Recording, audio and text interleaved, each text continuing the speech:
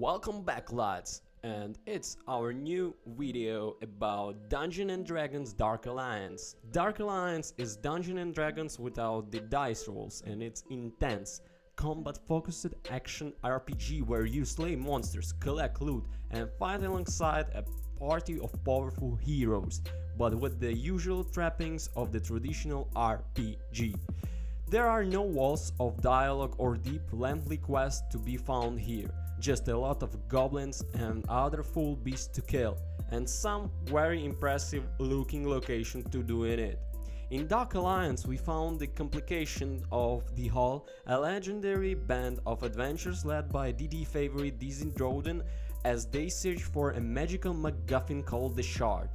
Armies of villains and monsters from the Order Colossus Faerun, the titular Dark Alliance, are lusting after the Shard and the power it holds, and you have to stop them.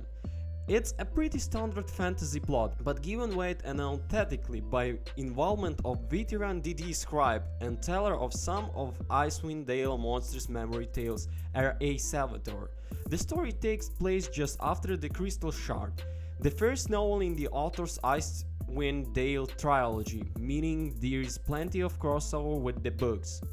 Icewind Dale is a chilly frozen tundra and one of the most storied and evocative regions of Faerun. Fans of Black Ice classic Infinity Engine RPG of the same name will get an extra kick out of returning to this frosty realm of ice, dragons, snowbound mountain passes and deep dwarven halls.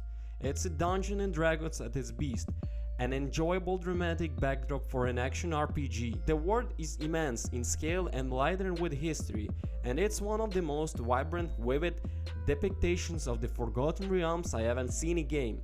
Dark Alliance is a linear action game, so you don't get to explore the world as through as you would in RPG, but what's there is stunning to look at. The art is magnificent throughout, particularly the cavernous atmospheric environments, which are like the covers of vintage fantasy novels come to life. Standout locations include the Crystal Fortress hidden in mountains, crawling with creepy shard worshipping cultists and growing eerily in the pale moonlight.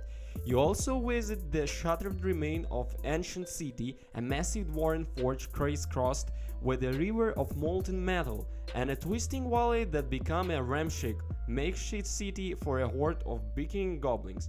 Everything is extra rare, colorful, and larger than life, which is refreshing to see in this era of darker, more mute medieval fantasy. The monsters look superb too.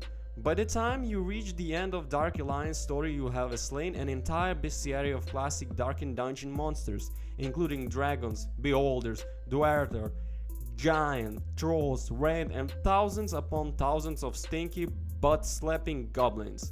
These familiar creatures have all been brought vividly to life with experienced animation, amusing voice acting, and a spread of unique abilities that make them a joy to fight. They are wonderful hateful too, which makes running a sword through their guts extra delicious. This is the most I've enjoyed battling a bunch of monsters since the Shadow of Mordor similar careful loathsome orcs. The giant flesh-eating wergy crab you with their chains and yank you toward them. Trolls are trick-skinned and have regarding health. Darker mags knock you off your feet with a blast of the ice magic. Cultists teleport around the battlefield and shoot beams of arcane energy at you. This is really fun, varied selections of enemies, and you frequently fight several types at once, forcing you to mix your tactics up on the fly. It's relentlessly fast-paced game, rarely giving you more than a few seconds to catch your breath before the next card, which is exhilarating and occasionally slightly exhausting. There are 4 playable characters, each bringing a unique flavor to the combat. Drow Ranger Drizzt is a fantastic athlete, roughing enemies up with the twin skimmers and seizing his sprint pattern going hard on them. Axe-swinging Dwarf King Brewer is the tank of the party, able to soak up huge amounts of damage and draw aggro by taunting. Wulfar is a barbarian who can whip himself into a berserker rage and deal extra damage with a giant hammer. And Caleb Eber is bouncy nimble archer who can attack from a distance. The flow and the feel of the combat differs greatly between characters, and I love how levels unlocked with the one character are unlocking for the others, meaning you can experiment with each hero without having to redo parts of the game.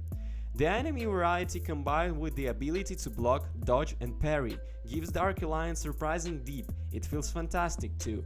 The combat is chunky and tactical, and craving through the enemies with a big heavy weapon is as satisfying as it should be. You can bash through the crowds of weaker enemies without much through, but stronger foes demand a degree of the patience, locking on, rolling away from the attacks, blocking just as they strike to a parry.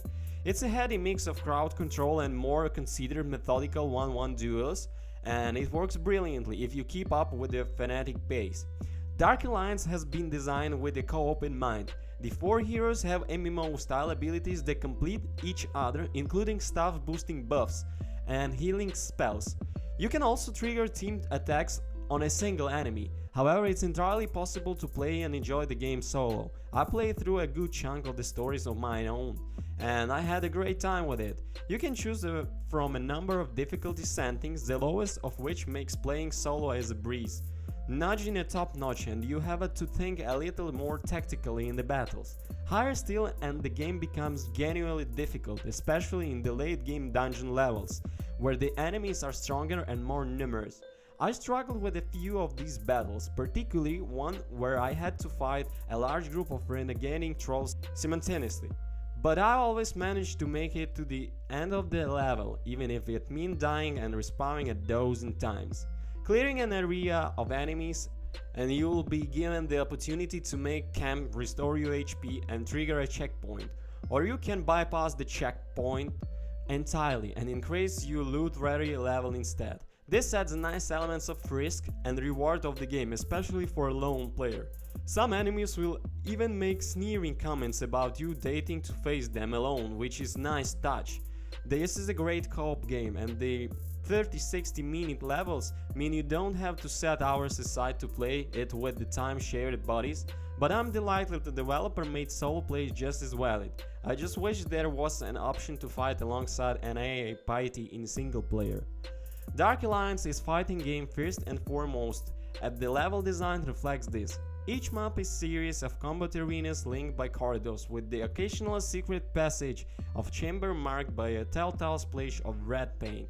Most secrets are pretty conspicuous, which seems like a mindful effort by the developer to keep playing moving and keep the action flowing.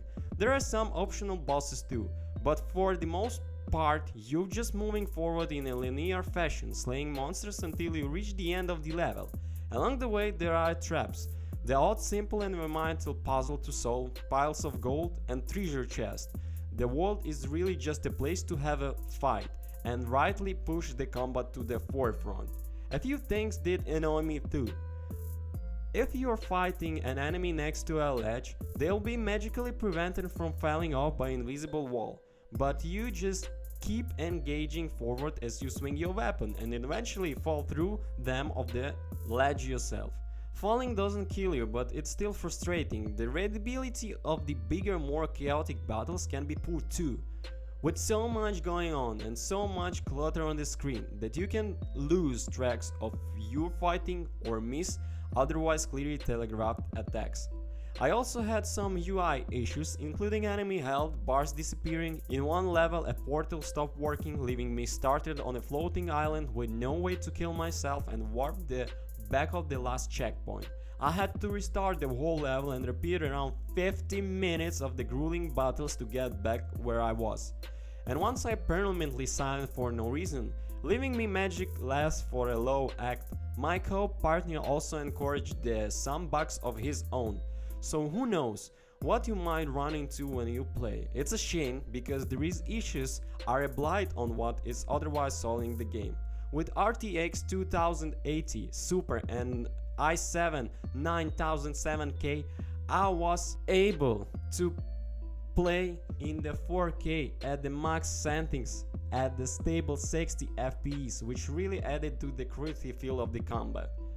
But bugs aside, Dark Alliance is blast. It brings the world of Dungeons and Dragons to life brilliantly, with meaty combat, a gorgeous world, and some truly despicable monsters to cray up. It's a reminder of what makes the Forgotten Realms such a great fantasy setting, and a welcome chance to return to the Icewind Dale, a place a lot of PC gamers, myself included, love.